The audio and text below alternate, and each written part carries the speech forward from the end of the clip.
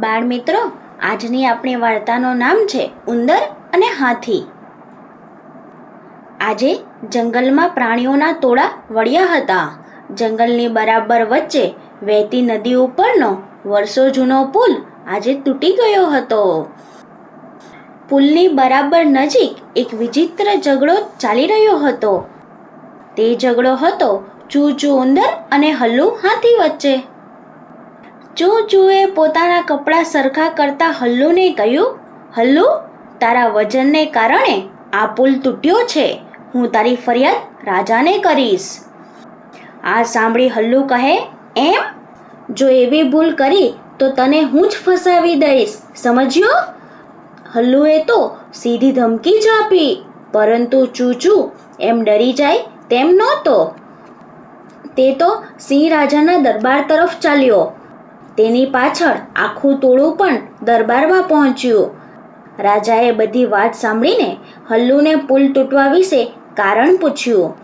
ત્યારે હલ્લુએ કહ્યું, રાજા સાહેબ, પુલ તો આ ચૂચુથી તૂટ્યો છે.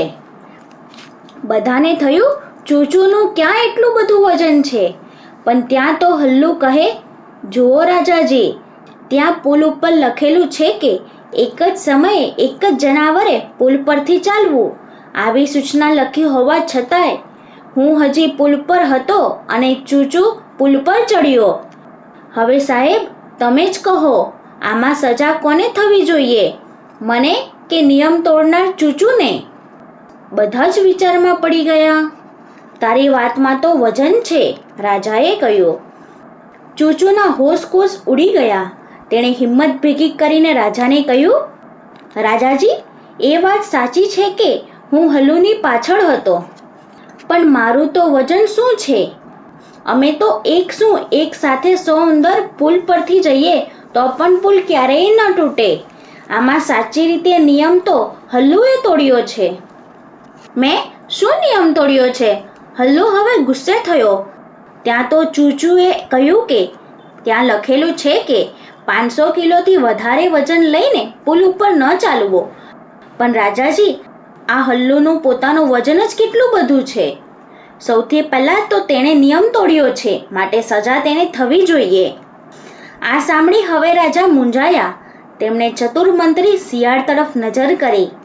મંત્રીજી, આમાં તમે જ હવે કંઈક રસ્તો બતાવો. ચતુરે આગળ આવીને રાજાને પ્રણામ કર્યા. તેમણે રજૂઆત કરતા કહ્યું, રાજાજી, મને મળેલી જાણકારી મુજબ હલ્લુ અને ચૂચુ બંને નિર્દોષ છે.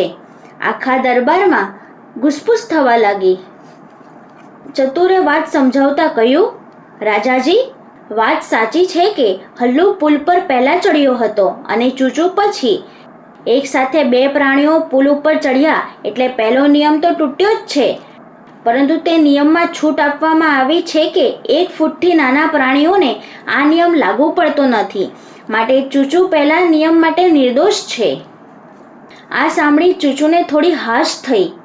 ત્યાં ચતુરે આગળ સમજાવ્યું, રાજાજી, ચૂચુએ કરેલી વાત પણ સાચી છે. હલ્લુનું વજન 500 કિલોથી વધારે છે, પરંતુ નિયમ એ હતો કે 500 કિલોથી વધુ વજન લઈને પુલ ઉપર ન ચડવું. હલ્લુએ પોતાની સાથે કોઈ વજન રાખ્યું નહોતું, આથી તે પણ નિર્દોષ છે. આ સાંભળી હલ્લુ પણ શાંત થયો. ત્યાં તો સિંહરાજે ચતુરને પૂછ્યું, તો પછી પુલ તૂટ્યાનો ગુનેગાર કોણ? ચતુર કહે, ચૂચુ અને હલ્લુ બંને. હવે તો બધા પ્રાણીઓ માથું ખંજવાળવા લાગ્યા. રાજા કહે, કઈ રીતે પણ? ચતુરે હવે વાત માંડી.